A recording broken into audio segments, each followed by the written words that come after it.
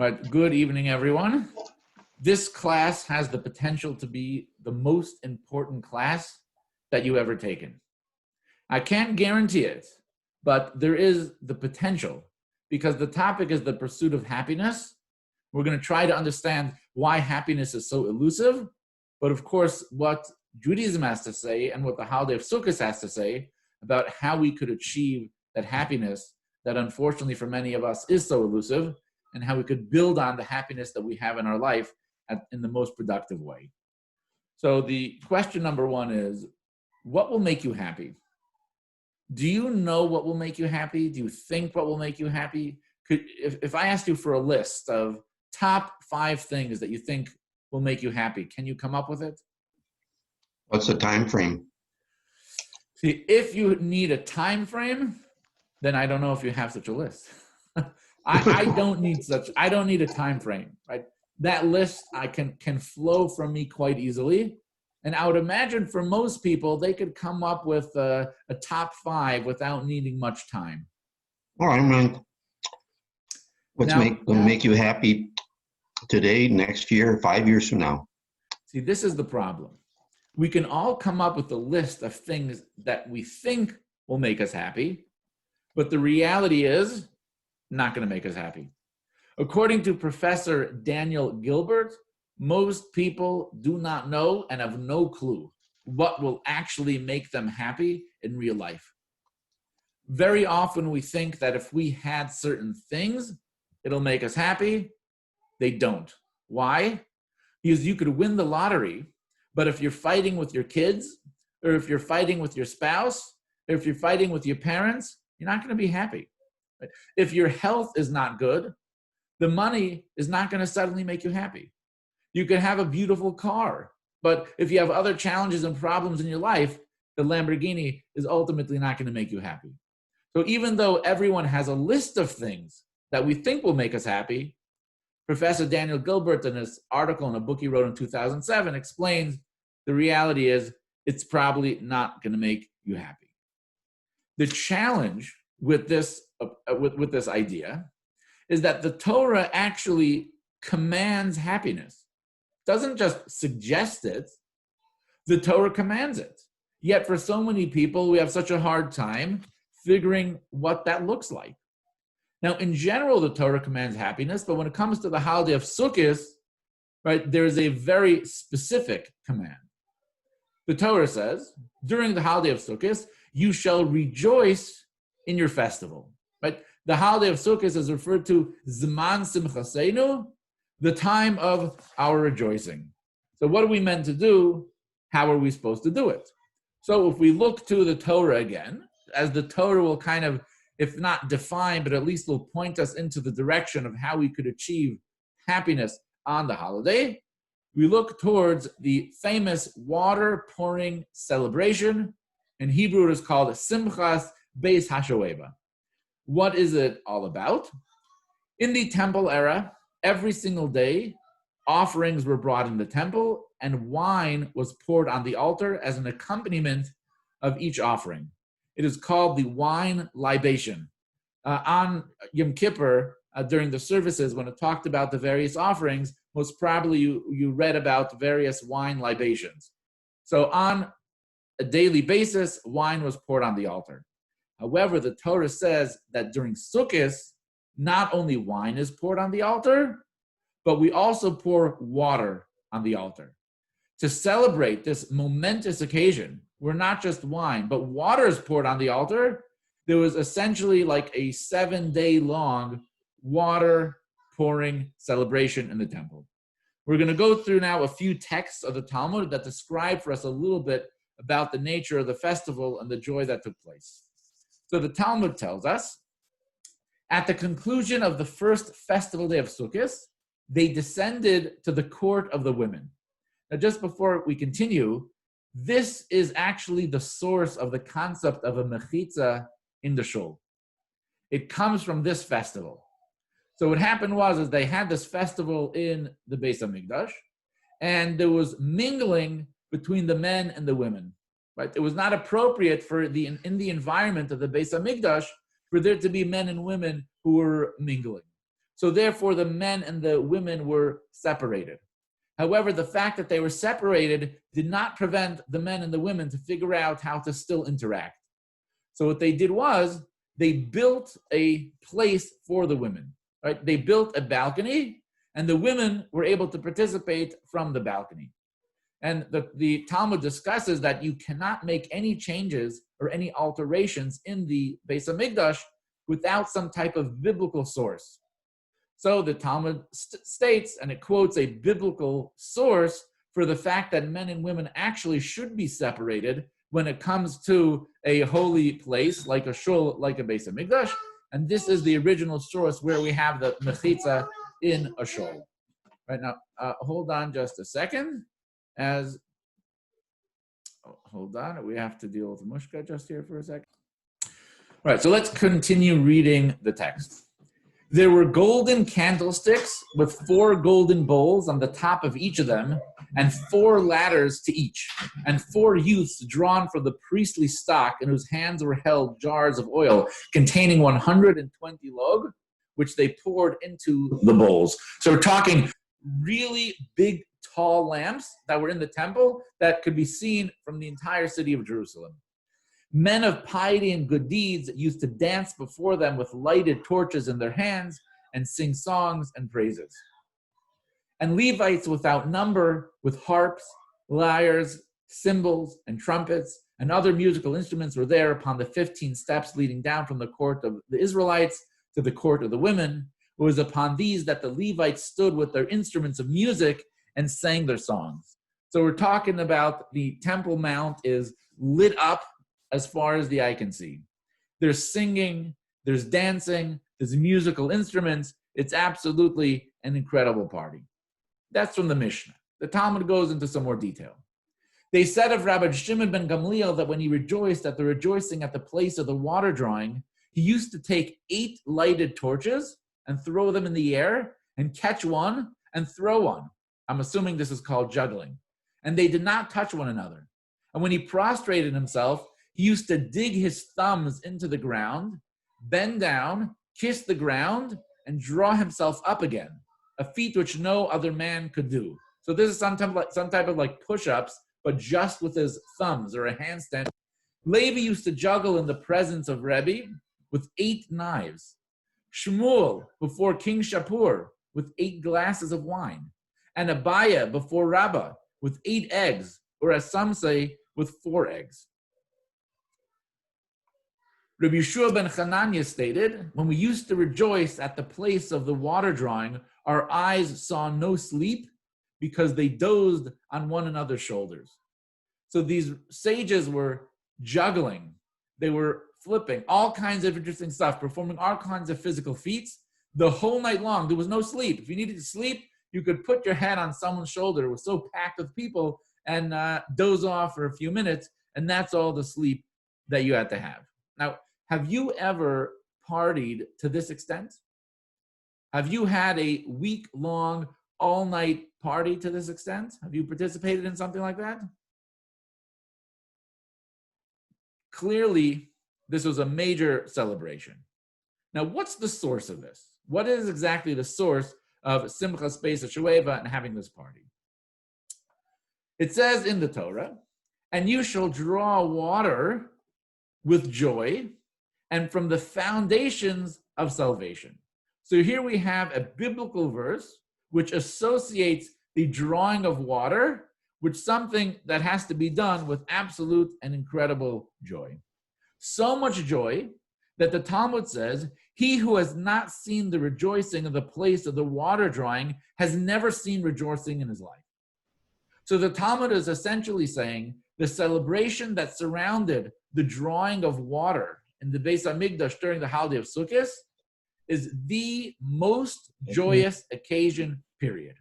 Right? It is the pinnacle, it is the ultimate, it is the absolute top of the line when it comes to joy and celebrations. Why is that the case? Why should the fact that in the temple we pour water on the altar, that should be such a cause for rejoicing to the extent that if you haven't participated, you never saw joy, and that this is the ultimate and the pinnacle of a joyous experience? So let's talk about happiness in general. What is the key to happiness? The key to happiness is found in a very strange story, so strange that even many of the commentaries on the Talmud just say this is a frivolity, so to speak, as we'll get to when we get to the end of the story. So the Talmud says there were once two heretics. One was named Sason, which means joy or excitement, and the other Simcha, which means happiness. Said Sason to Simcha, I am better than you. Since it is written, they shall obtain Sason and Simcha, the verse places my name ahead of yours. Said Simcha to Sason, I am better than you. Since it is written, the Jews had Simcha and Sason, Simcha preceding Sason. One day, said the heretic Sason to the heretic Simcha, they will take you out and turn you into a runner, since it is written, for with Simcha shall they go forth. One day Simcha said to Sason, they will take you out and use you to draw water, for it is written, with Sason shall you draw water. Sason said to the Talmudic sage Rabbi Abahu, you are destined to draw water for me in the world to come, for it is written, bis Sason, for Sason shall you draw water. Rabbi Abahu retorted, if it had been written lis Sason, meaning for Sason, it would be as you say. But since it is written bes Sason, meaning with, the meaning must be that a water skin will be made of your skin, and water will be drawn from it. You will become a vessel through which water will be drawn. Interesting story? Yeah, no. Ugh. Doesn't sound Jewish. Definitely a little strange on the surface of it. We need to decipher it. We need to understand it. So a few questions regarding the Sason versus Simcha saga. Number one, why is this story recorded in the Talmud? Fascinating incident that took place. Some heretics are driving each other crazy. They bring the rabbis into it. The rabbis respond. Why does it have to be in the Talmud? The Talmud is a sacred book of a law, of Jewish tradition. Why do we need this conversation in there? Second, why did Rabbi Abahu stoop to their level? Two heretics are arguing with each other of something which says no logic, no rationale to it, no practical import to it. What is he getting involved? These guys seem to be a bunch of troublemakers, and they're bringing the rabbi into it, and he responds. And what does he say? They're going to make out of your skin a water vessel, and they're gonna pour water at it. What is he talking about? What does this even mean? So there is a commentary known as the Marsha, right, printed in the back of every single edition of the Talmud. One of the most prominent commentaries, who usually gives the most beautiful interpretations of a lot of the enigmatic stories that are in the Talmud. Yet when it comes to this story, he says, what does it demonstrate? It demonstrates the babbling of heretics. That when heretics start trying to interpret biblical verses, it shows their biases, it shows their stupidity, they're not accurate, they're not honest, their commentary on biblical verses is a joke. Right? That's his interpretation of the story. But as we're going to see, the reason that it's recorded in the Talmud is because there's so much depth, there's so much profundity, and perhaps one of the most powerful life lessons that we could ever learn is derived from this story. We just need to look at the story from the Hasidic perspective, from the Hasidic lens.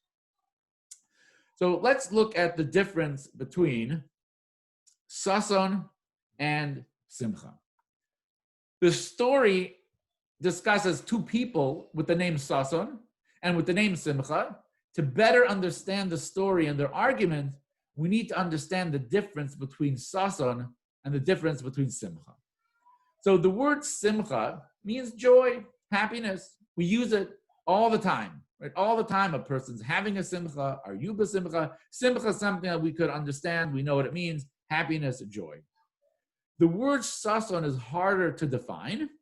So let's look at a biblical verse. It says, I rejoice over your word as one who finds great spoil. Now, before we analyze this, is anyone here familiar with this verse? Have you ever heard this verse before, perhaps recently on a holiday? Sas anoichi alim rasecha k'moitzei shalo rav. This is one of the verses that is recited when we blow the shofar. The person who blows the shofar recites a whole bunch of verses and the people respond. So this is one of those verses. You may remember it from Rosh Hashanah. So it uses the word I rejoice, sas, which is the same as sason, over your word, as one who finds great spoil.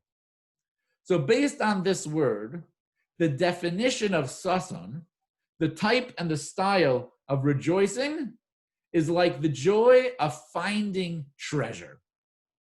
If you wanted to kind of describe for me the unique and particular and specific type of joy that a person feels when you find a treasure, how would you describe that?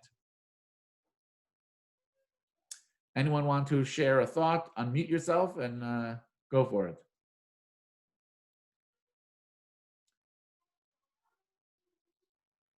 All right, perhaps you have never found such a treasure, so you're not sure how you would react. But I'm going to throw out some words and you can tell me if you relate to this or not. And again, you could always unmute yourself at any point in time.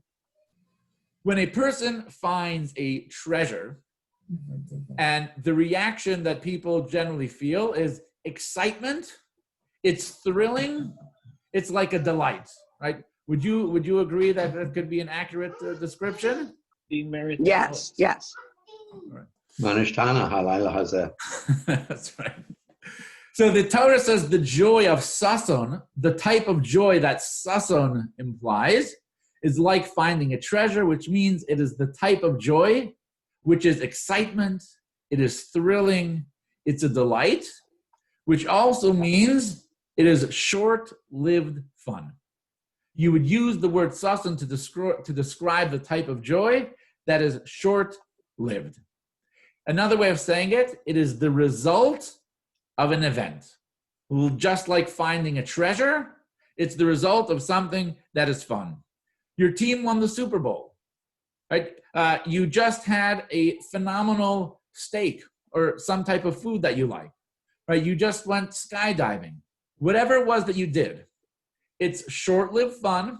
It lasts in the immediate aftermath of whatever it was that you did or had or enjoyed, music, a song, a concert. It's short-lived fun, right? That would be the definition of joy. Now, what about simcha? The definition of simcha is very different. Simcha means you have an internal sense of well-being.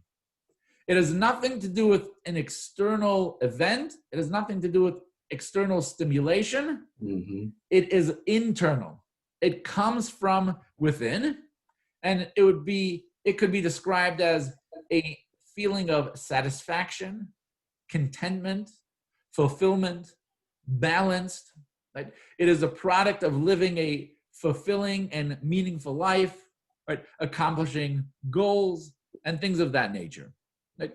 These are two totally different states of happiness and joy.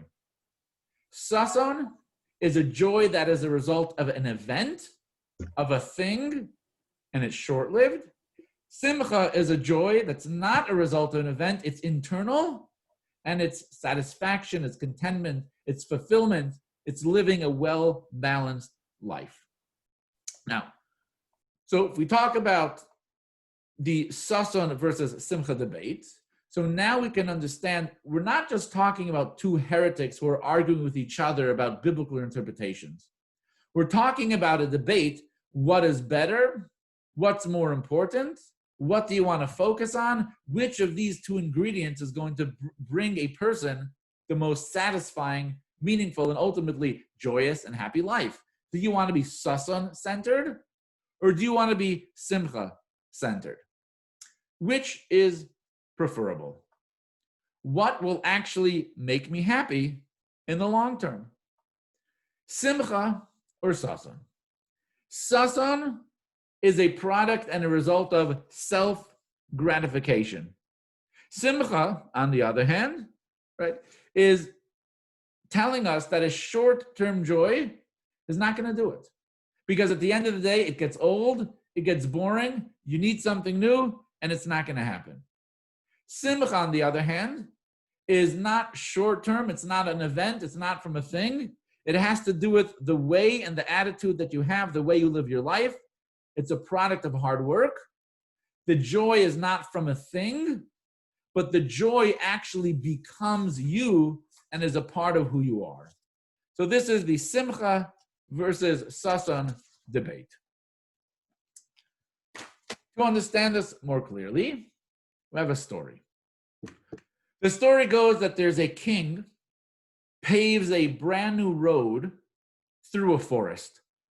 He's very excited about the completion of this project, which is going to greatly enhance the way that people travel in his kingdom. So he makes a competition. There's going to be a race. Whoever can make it all the way through the forest from one end to the other, the fastest, the quickest, the reward is going to be a chest full of gold. This is a grand opening celebration in the style fit for a king. The race is about to begin. People are on horses. People are in wagons. There's some people on foot. They're ready to go. It's a long journey. They want to come in first. They want to get the gold. As people start ending the race and approaching the king, they start complaining. And they said, we're going as fast as we could. We're trying to navigate this beautiful brand new road that you built. But right in the middle, there's a huge pile of rocks, this gigantic obstacle. We had to climb over it, trying to get around it, cutting down trees. It was impossible. We're tired, we're exhausted. The road is a disaster. Until finally, some time later, the last person comes out of this brand new road, comes out of the forest, and he says to the king, you know, there was this big pile of rocks on the middle of your road. So I went and I cleaned it out. I removed all the rocks from the road and I put them all into the woods. The road is now passable. Anyone can travel right through. And I found a chest full of gold mixed in with the rubble. So I'm bringing it here to return to whoever lost it somehow in that pile of rubble. The king says to him, it is yours. He says, what do you mean it's yours? It's not mine. I just found it. I'm here to return it. The king says it's yours. The king says, hold on, where's the king? There we go. All right. You've earned this gold, for you won my contest. He who travels the road best is he who makes the road better for those who will follow. How does this story relate to the question of true happiness? Any thoughts? Anyone want to give a little commentary on this story?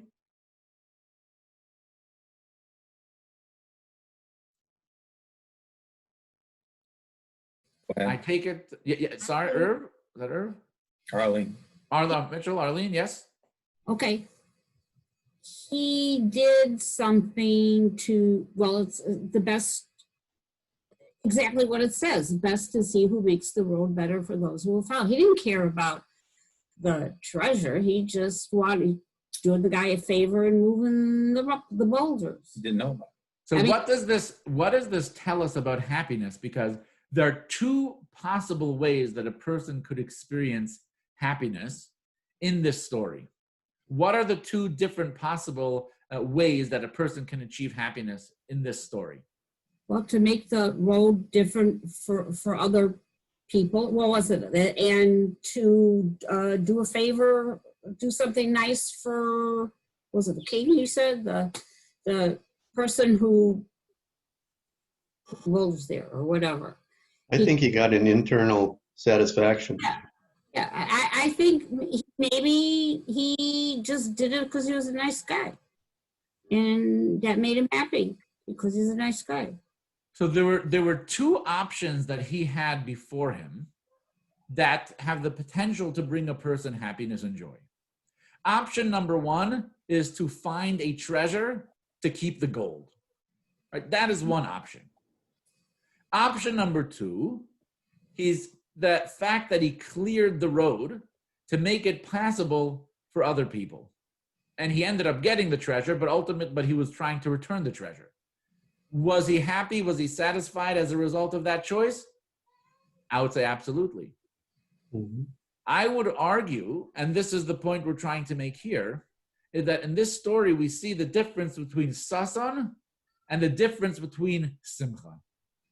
The sasan approach, as was in this last slide here, sasan focuses for the pleasure of the here and now. Sasan will say, I want the gold, I need the gold, that's going to bring me joy. Right. However, what's going to happen next week? What's going to happen, God forbid, he gets into a car accident? What's going to happen, God forbid, if there's a health crisis in his family? What's going to happen, God forbid, if all his friends and neighbors all want a loan from him and drive him crazy? What's going to happen where all of a sudden he makes some investments and loses his pants because he doesn't know anything about investments and is worse than he was before and wishes he never found the money? So the pleasure of the here and now is enticing and it's attractive, but ultimately it's short term. What does Mr. Simcha argue? He's all about long-term balanced living. You clear a road. You help people travel. You make life better for other people.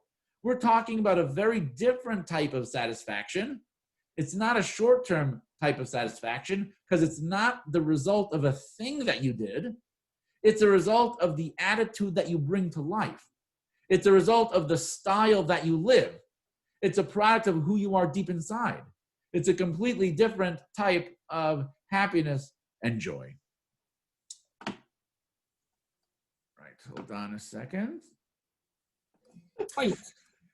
So, in order to help us understand the story a little bit deeper, we're going to talk about Rabbi Yochanan ben Zakkai. Right? Rabbi Yochanan ben Zakkai is one of the most critical Jewish leaders in all of history. He led the Jewish people from the transition from the temple era to the post-temple era. Right? He revolutionized Judaism from one that is being centered on the Beis Hamikdash, the Holy Temple, and the sacrificial system, to the shul and to the davening, the way that we know it today. So a critical person in Jewish history, so legendary, the Talmud gives a list of the 10 praises, compliments, accomplishments, a genius level that Rabbi Yochanan ben Zakkai was. Right? We're talking about a person who is the top of the top. Yet, when it comes to his deathbed, Rabbi Yochanan ben Zakkai says, why he was weeping. So a student says to him, why are you weeping? He answered, when there are two ways before me, one leading to paradise and the other to Gehenna, and I do not know which I shall be taken, shall I not weep? Now, this is a very strange thing for Rabbi Yochanan ben Zakkai to be saying on his deathbed. We're talking one of the most holy and righteous and productive and influential rabbis of all time. How could he be worried about which direction he's going to go, heaven or hell? Does not seem logical. What could he possibly have meant? The commentaries explain that what was his problem? He was too busy living, doing, accomplishing, leading, that he never for a moment thought about himself. He never thought about his accomplishments. He never looked at his bank account. He never looked at his spiritual bank account. He did not know his personal status because his life was not about his personal status. He was working, he was doing, he was helping, he was teaching, he was molding the generation, and not just that generation, but generations and generations, till he's impacting us today, right here and right now. This was Rabbi Yochanan ben Zakkai. And this tells us something very, very important. When does a person know that they're sick? How does a person know when physically they're having a problem? When you can actually feel that part of your body.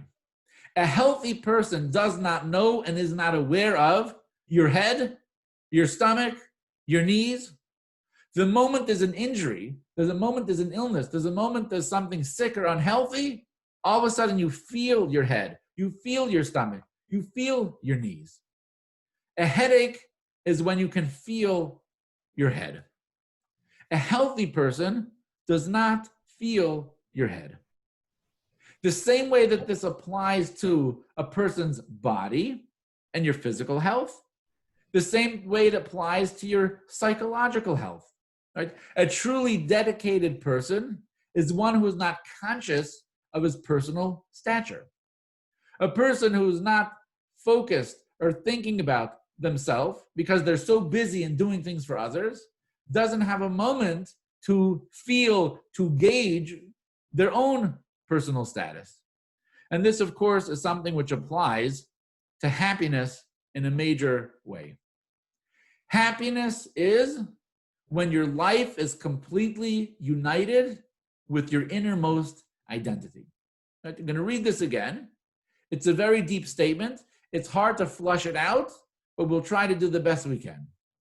Happiness is when your life is completely united with your innermost identity. Here's an example. Little kid running around, jumping into a big pile of leaves. If you would ask this kid, do you feel good about your identity? What do you think the kid is going to respond? Depends on how old the kid is. They don't know what that means. So for one, they probably will not have any idea what you're talking about. And the kid, who is a philosopher in this case, will say, I'm too busy living. What does he mean? What does this kid mean? A little kid does what little kids do, correct? Would you agree with that statement? Little kids do what little kids do? Yes. Little kids run and jump in a pile of leaves. So when a little kid runs and jumps in a pile of leaves, do you feel good about your identity is not a question that makes sense. Because his identity is not defined by something that he has, something that he does, any type of accomplishments. He's just a kid doing what kids do. Your life is completely united with your innermost identity. When who you really are in your essence is being lived and expressed on a daily basis, there's no crisis, there's no turmoil, there's no frustration. There's true, real, and lasting happiness. The I, when the I is not felt, that is when a person is going to experience true and real, lasting happiness. So this is the key to happiness. When the I is not felt, when there's not much thinking about yourself, that is when you're going to experience the ultimate happiness. Before we continue, I want to make a comment about Yom Kippur. So anyone who's ever been in Shul on Yom Kippur knows that during the Avot, which is the longest part of the davening Yom Kippur during the Musaf, we bow down many times. We bow down all the way to the floor with our head touching the floor. I don't remember the number, but it's around 5 times, right? Most of you, I think, have been in the Shul or have seen or experienced what this is like. Why did we do this? What's the point of it? So in the era of the temple, it actually discusses, and what we actually recited in the prayer, is that the Kohanim pronounced the ineffable name of God, and it produced such a concrete and real, tangible experience of God that your own identity melted away, so to speak, and you completely gave yourself over to God. Right? The bowing down represented like a physical reaction that you had to experiencing tangibly being in the presence of God. Your I totally disappeared. And that's why we do it on Yom Kippur as well. Every time we bow down, we're not just fulfilling a role or a step in the davening. What I'm saying is, it's not about me. I'm giving up my own ego. I'm giving up the I. That is why we bow down in davening, and that is why we do it on Yom Kippur, the holiest day of the year. We're trying to get rid of the I.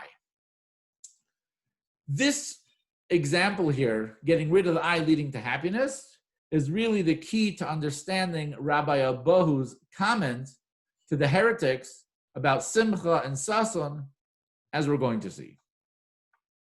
Rabbi Abahu's response to Sason is, You will become a vessel through which water will be drawn. Right? This is what he says to him. He says, you want happiness, you're fighting with simcha over happiness. You want happiness? Become a vessel for something greater than yourself. The entire time that your connection to happiness is rooted in and connected to an event or a thing, you never will truly be happy. You might become momentarily happy. You may have a thrill. There'll be a momentary delight. You might experience some excitement, but that is not a recipe for happy living. You want happiness? Become a vessel for something greater than yourself. Remove the I, and the happiness will flow. As JFK said, it's not what your ask not what your country can do for you, but what you can do for your country. It's not about what you need, but it's about what you are needed for. The moment you start living for what you're needed for, your life will take on a totally and completely different nature. Now, I have a question. Is this sort of happiness a purely religious one, or can it be applied to any lifestyle? Is God an irremovable part of this happiness recipe? In other words, I argued that if a person just lives for something that's greater than themselves, is this something that you can come up with on your own? Or is the role that God plays in this critical to this equation? You have any thoughts on that? It's not purely religious. So it's a model that can be applied for a religious person or not. Yes? Yes. But God is what? So Arlene, I would agree with you that any person, Jewish or not, Right. who lives for a cause that's greater than themselves, and they can determine for themselves what that cause is. Every person may have a natural desire, a draw, an inclination towards a particular cause. And this has nothing to do with your profession, by the way. Right? It doesn't mean it's the profession you go into. It could be that the cause that you believe in that's greater than your own personal satisfaction translates into a career that's fabulous when that works out. But it means the goal, the aims, the center, the essence of your life is not necessarily your career, but you can channel your career in that direction. You blend it with it's something that it's an ingredient that comes in every part of your life. But as we're going to explain through the rest of this class, that when it's God-centered, we're talking about a whole nother level and a much deeper level. Especially as we said before, that happiness is a result of living consistently with your own identity, with your own essence. And because every single one of us is created in the image of God, and we have a soul that is the core of our identity, it's only through living a life that's consistent with our soul, with our inner core, that we can achieve true happiness the way it's meant for a Jew. But let's continue to explore this teaching of Rabbi Abahu. So Rabbi Abahu said, you'll become a vessel, all right, through which water will be drawn, and we just explained that it means the idea of living for something that's greater than yourself. But there's one word here that we did not focus on yet, which we will do now, which is water. Why does he say you'll become a vessel through which water will be drawn? What is the significance of this phrase, water? And of course, we need to know because we have the whole celebration of the drawing of the water. What does water have to do with all of this? And you shall draw water with joy from the foundations of the salvation. This means that water plays some type of key and critical role when it comes to joy. So he's not just telling him, you want to be happy in life? Live for something that's greater than you, become a vessel. He says, no, become a vessel for what? For water. Because water is what brings the ultimate joy. Why water? What is the connection between water and joy? This class is based on the water drawing celebration, where water is added to the wine, and this is the cause for celebration. So what's the difference between wine and water? So first of all, the Talmud tells us that one of the properties of wine is that when wine enters, secrets emerge. Person drinks, they let their guard down, maybe they become a little bit intoxicated, and all of a sudden they start spilling their secrets. So much so that the Talmud says that Yehuda and Chizkiah, the sons of Rabbi Chia, once sat at a table with Rabbi Yehuda Nasi and uttered not a word. Whereupon he said, give the young men plenty of strong wine so that they may say something. People are quiet, not a word coming out of their mouth. So what do? Have a l'chaim. Right? Has anyone ever said that to you? No, have a l'chaim. Have a l'chaim, because then you'll start talking, you get animated, you show up, you're there. This is the nature of wine. Pesky, no one has ever needed to tell me to have some wine to talk. But have you ever had some wine? Yes, and then then look out. I'm sure it's a great time for everyone involved. Because of the fact that wine has this quality of intoxication and bringing joy, we bring wine into pretty much every Jewish event and occasion. Kiddush, right? A wedding, a bris, right? We're always bringing in wine. Why? Now, for one thing, we have to make various blessings that signify the significance of the day, and we do that over a beverage that is of significance and is prominent in our community. But more so because through drinking wine, it lets a person's guard down. They're able to be happier. They're able to experience more joy. So this is why we have Kiddush on wine and Havdalah on wine and wine at the wedding and the bris and so on, to add to the joy of the occasion. So these are some of the properties that we all know and love about wine. Right? Wine is flavorful and it's intoxicating. This is why people drink it. Because wine is flavorful, that means we derive immense benefit from it. Anytime a person will drink wine, you make a bracha. The Torah tells us that you cannot partake of anything in this world that is enjoyable without making a bracha, because otherwise it is stealing. So when it comes to wine, wine is something which is flavorful, it has intoxicating qualities, therefore you always have to make a bracha. Now what about water? What flavor is water? It's water flavor, which is flavorless. Water does not taste like anything. Because of the fact that water doesn't taste like anything, therefore, you only make a bracha when you're drinking it because you are thirsty. If you're drinking it not for the purposes of thirst, for example, you're taking 2 Advil and you need it to go down your throat smoothly, so you take a sip of water. You don't need to make a bracha for that. If you ate something and there's something stuck in your throat and you need to get some water to help it go down, you do not need to make a blessing for that. If you did that with wine, you would need to make a blessing. You know why? Because wine is flavorful. So anytime you drink it, you're benefiting from that flavor. You make a bracha.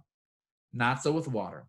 Because water is flavorless, we only make a blessing if you're drinking it because you are thirsty, not if you're drinking it for any other reason. So when it comes to water, we do not always make a bracha. How do these 2 characteristics represent themselves in our everyday life? There is a character trait that's called wine, and there's a method, there's a style of living that is more reflected by water. Right? What does that mean?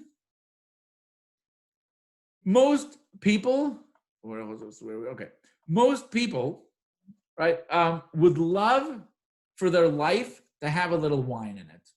Right? What does that mean? Wine is flavorful. Wine is intoxicating. Wine is fun. Most people would enjoy that their life should have flavor. It should have some fun. It should have enjoyment. They would like a little wine. But so often our lives are like water.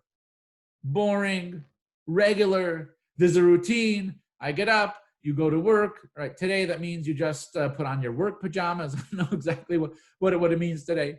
But, you know, you kind of do your thing. You have your meals. You're hanging out at home. It's a little boring. Most people would think that if only I could mix a little bit of wine into the water of my life, there would be happiness, a little bit of excitement, right? A little bit of energy, a little bit of a change of pace. Then my life would be fabulous. However, what does Rabbi Abo say? Rabbi Abo says, you will become a vessel through which water will be drawn. He says, wine is not the key to happiness in life. That is not what is going to bring happiness. You know what it's going to be? It's going to be water. Water is the key. Why? How? Let's talk about what this means in terms of serving God. There has to be a foundation and a basis for our relationship with God. What is that called? It is called accepting the yoke of heaven. If you do not accept that there is a commander, you are never going to be able to observe the commandment in any true and real lasting sense of the word. So the foundation of our relationship with God, with Torah, with mitzvahs, is the flat out acceptance of the yoke of heaven. Because there is a commander, therefore is a commandment.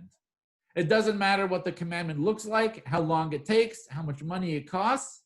Because there's a commander, I accept the yoke of heaven, and I'm going to fulfill the commandment.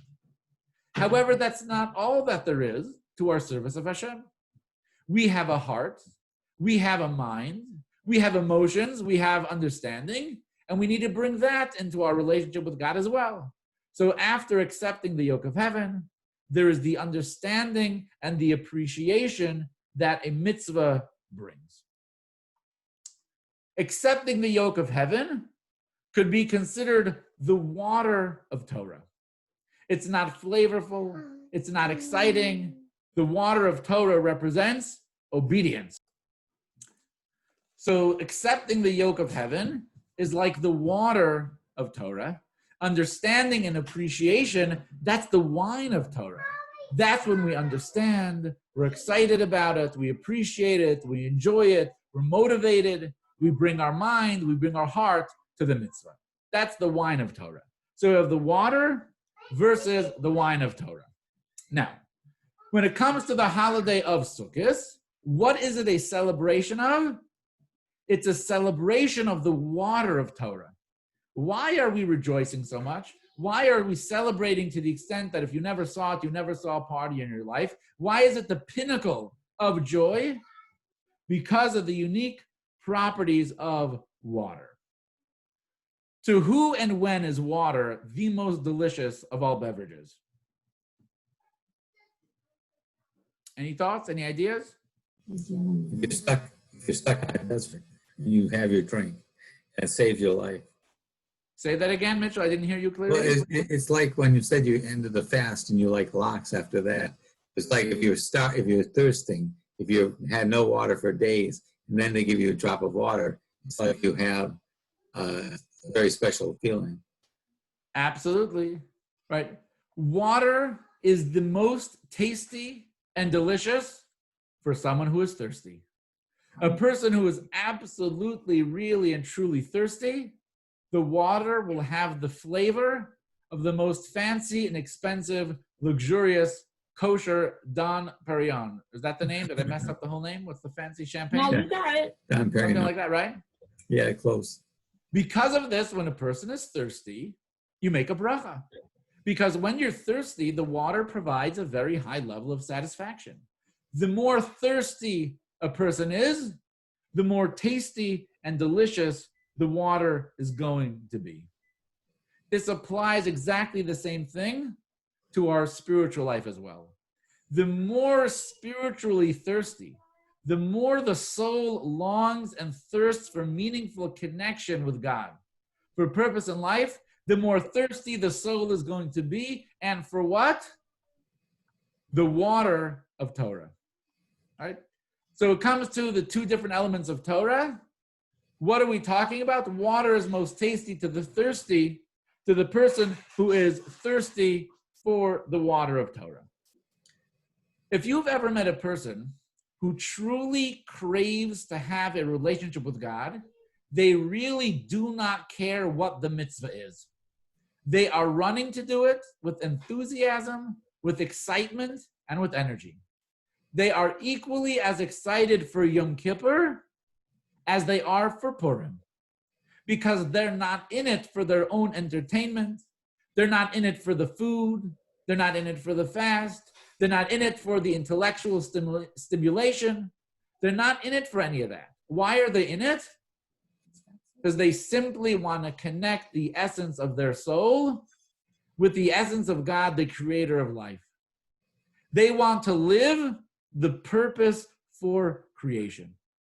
So they are equally excited for any mitzvah. If it's a mitzvah, they're there. If it's a mitzvah, they're happy.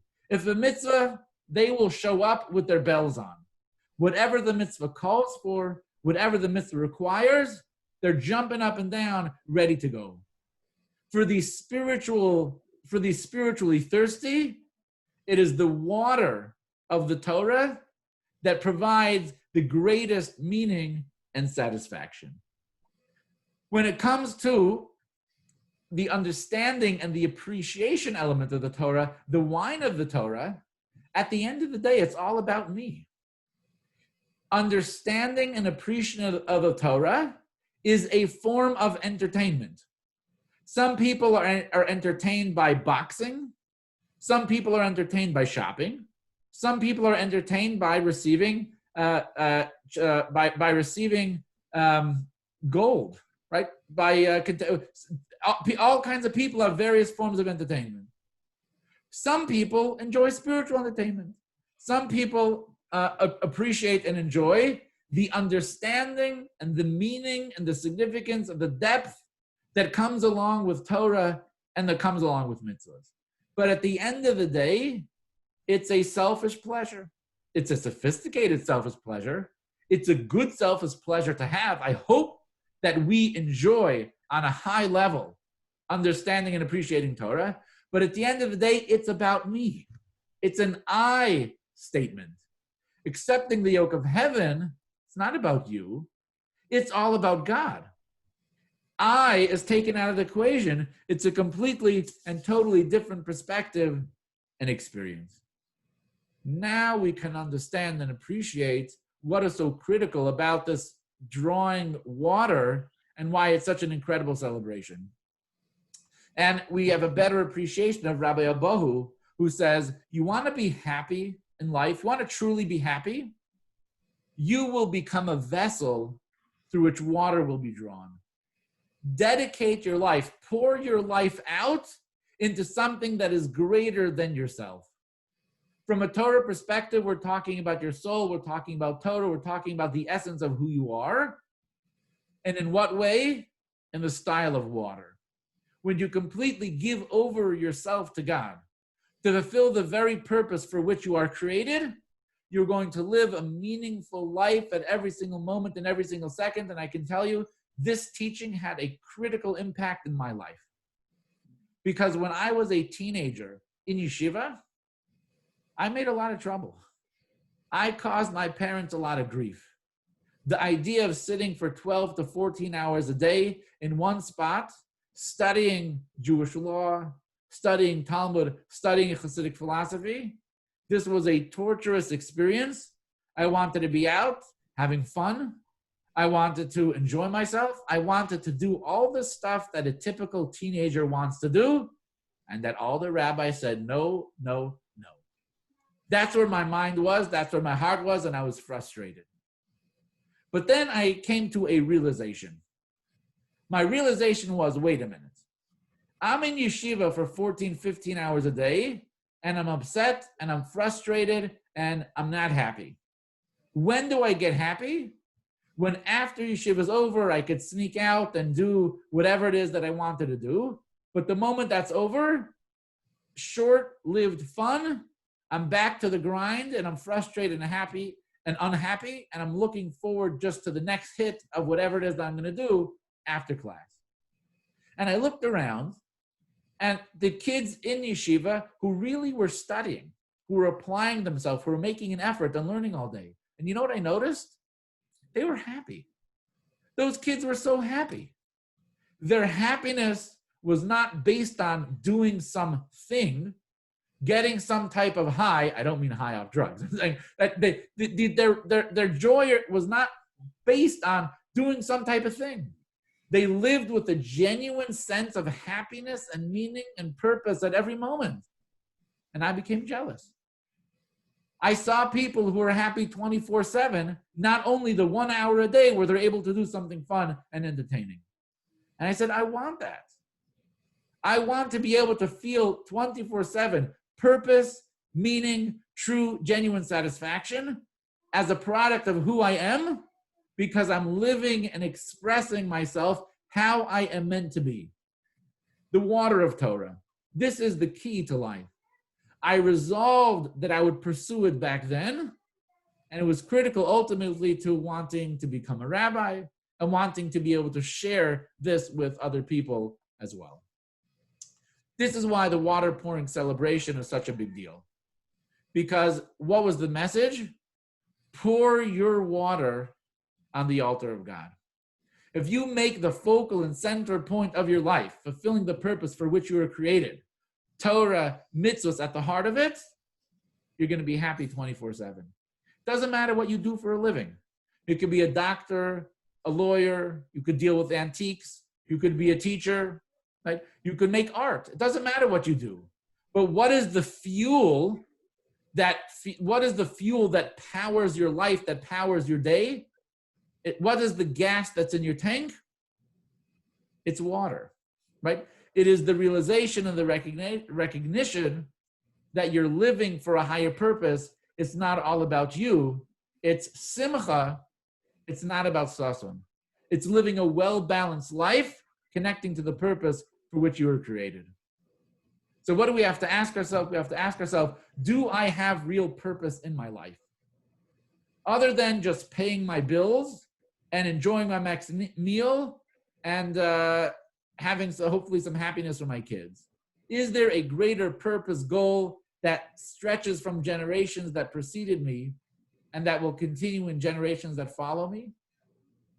Does the purpose transcend me and my own ego? Am I dedicated to a meaningful cause beyond my own self-gratification and comfort? Because the more dedicated you are to your own gratification and comfort, the less you actually will achieve of happiness. When you can answer these questions, then you will truly be able to dance. Right, any comments, questions on that which we have learned this evening?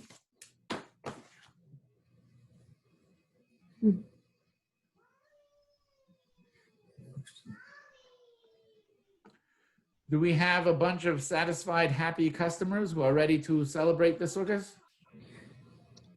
They put a lot on our table. A lot to think about, a lot to dwell about. The less I-centered we're going to be, the more phenomenal it's going to be. And that's why in the temple era, where they poured that water onto the altar, was a reflection and a representation of the truest, most joyous way to live. And they partied for the whole day, for the whole 7 days. Yashikoch. All right, you're very welcome. I got to deal with the kids. We went a little bit to overtime over here. So Thank you.